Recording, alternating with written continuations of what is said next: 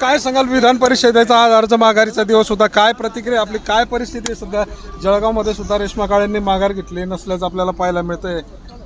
17 जागांपैकी 6 ठिकाणी आमच्या जागा बिनविरोध झालेल्या आहे महायुतीच्या. या ठिकाणी जळगावमध्ये 4 जण उमेदवार या ठिकाणी आहेत, त्यापैकी आमचा एक आहे आणि अजून 3 उमेदवार या ठिकाणी आहेत.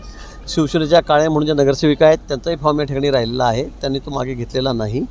आणि नाशिकमध्ये सुद्धा, कारण नाशिकची जबाबदारी माझ्याकडे होती, नाशिकमध्ये सुद्धा गोकुळ गीते यांनी आपला फॉर्म मागे घेतलेला नाही.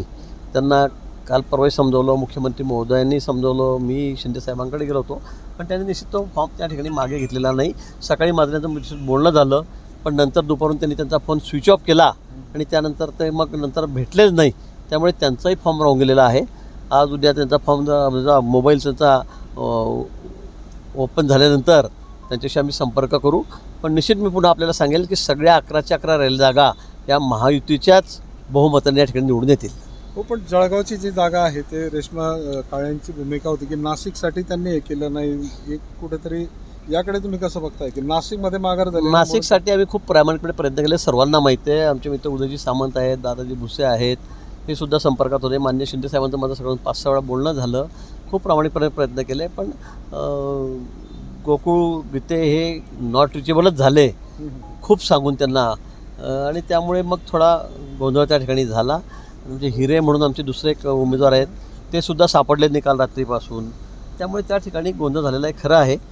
आणि कदाचित त्यामुळे मग इथला फॉर्म राहिला असेल, असंही असू शकतं. पण आणि काही झालं तरी आम्ही सगळे महायुतीमध्ये एकत्रित एक दिलाने लढणार आहोत. आणि आमचे जे उमेदवार आहेत आता अधिकृत, ज्यांना आम्ही तिकीट दिलेलं आहे, ते खूप मोठ्या बहुमताने, रेकॉर्ड ब्रेक मताने या ठिकाणी निवडून येतील. जळगावमध्ये मैत्रीपूर्ण लढत होईल असं वाटतंय आता? अजिबात होणार नाही, आम्ही सगळे एकत्रित लढणार आहोत. नाशिकमध्ये सुद्धा रेश्मा काळेंनी तर माघार घेतली नाही, मग त्यांचं काय? ठीक आहे, नाही घेतली तर आता नंतर घेतील, वरतून आदेश होईल. ज्या ठिकाणी आमचे बंडखोर आहेत त्या ठिकाणी आम्ही आमच्या लोकांना मतदान माहितीलाच टाकायला सांगू. मग तिथे शिवसेनेचा उमेदवार असू द्या, राष्ट्रवादीचा असू द्या, करणार आहोत. सगळ्या जागा येतील असं वाटतं? काही सांगायची गरज नाही, तुम्ही विचारू पण नका ना. असं इथे 17च्या 17 जागा या महायुतीच्या निवडून येतील. तर हे होते मंत्री गिरीश महाजन. त्यांनी म्हटलेलं की 17च्या 17 जागा या महायुतीला निवडून येतील असा विश्वास त्यांनी व्यक्त केला आहे. चंद्रशेखर नेवे, ABP माझा, जळगाव. ABP माझा, उघडा डोळे बघा नीट.